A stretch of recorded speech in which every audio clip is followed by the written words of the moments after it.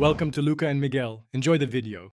You start by signing into Chrome with the Google account that will hold Safe Search permanently.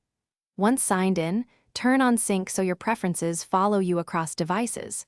Make sure you can access your account recovery and two-step verification if prompted.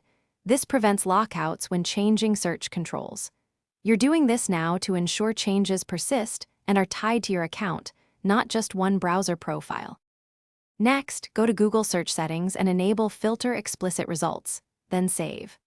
Once done, open your Google account settings and find Search Settings or Personal Info Controls to lock Safe Search.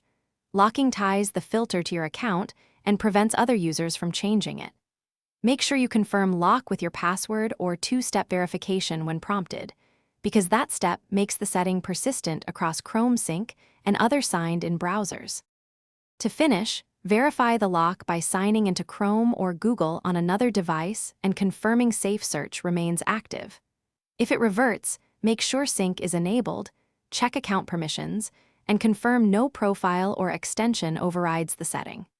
If you still have issues, use Google Family Link or Account Security Settings to enforce filters for child accounts. This addresses permission conflicts and ensures the filter stays in place across devices and managed profiles. Thanks for watching and please subscribe. It's the best investment you'll ever make.